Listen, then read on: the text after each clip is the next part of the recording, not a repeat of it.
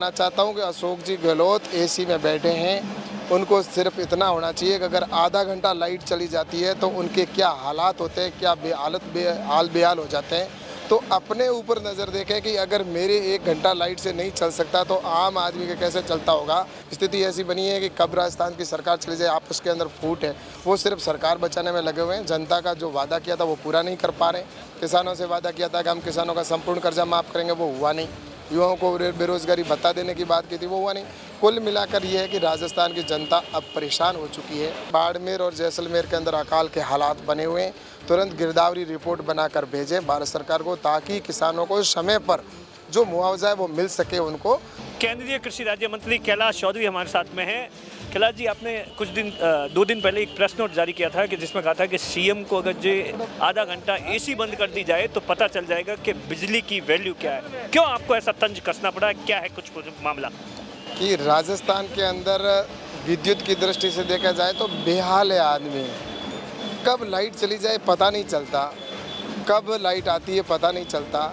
और जो राजस्थान की सरकार जब आई थी उसने वादा किया था कि हम किसानों को 8 घंटा लाइट देंगे, उसकी जगह पर बड़ी मुश्किल से 2 घंटा या 2.5 घंटे लाइट मिल रही है और ट्रिपिंग हो रही है उसमें भी।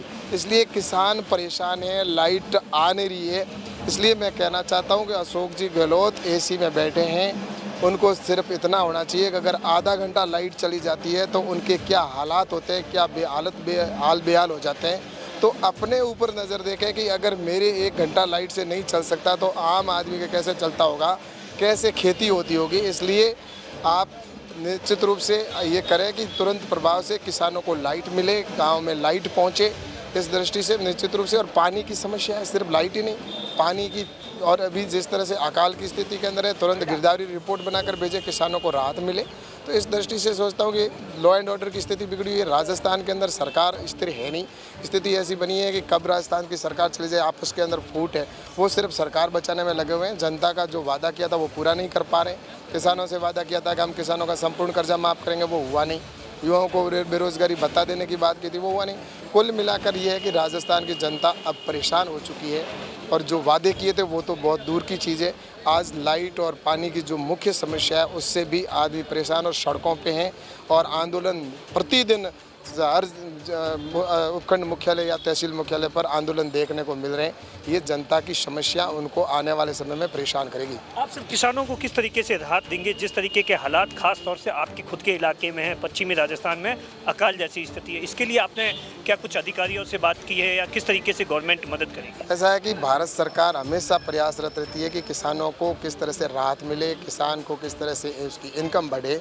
इसकी दृष्टि से भारत सरकार लगातार प्रयास कर रही है और उसके अंदर मैं ये कह सकता हूँ कि आज चाहे किसान सम्मान निधि का पैसा हो, चाहे किसानों की एमएसपी को 1.5 गुना करने का विषय हो, और भारत सरकार 10,000 एफपीओ बना रही है, 1 लाख करोड़ एग्रीकल्चर इंफ्रास्ट्रक्चर पर खर्च करने के और किसान को मजबूत करने का काम कर रही है।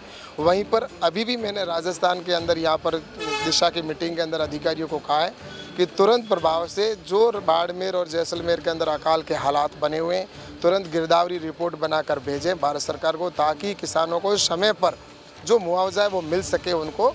तो इसलिए मैंने अधिकारियों को निर्देशित किया है कि जो आकलन है वो तुरंत करके भारत सरकार को भेजाए। और राजस्थान सरकार से भी मेरा आग्रह है कि जल्दी से जल्दी किसानों को राहत देनी है, तो उसके लिए तुरंत प्रभाव से गिरदावरी रिपोर्ट भेजें ताकि किसानों को हम राहत दे सकें। सर, पंचायती राज चुनाव के जो अभी तक के परिणाम आए हैं उसमें कांग्रेस ने बढ़त की है, लेकिन सबसे बड़ी तीसरी पार्टी के रूप में आरएलपी का जबरदस्त तरीके से प्रदर्शन देखा जा रहा है। ये 2023 के लिए कांग्रेस के लिए खतरे की बात है या बीजेपी? ऐसा है कि अभी बीच में चुनाव हुए थे, उसके अंदर आपने देखा होगा कि जिस तरह से प्रदेश के अंदर 21 जगह से 17 जगह भारतीय जनता पार्टी जीती है, प्रदेश जिला प्रमुख बने हैं।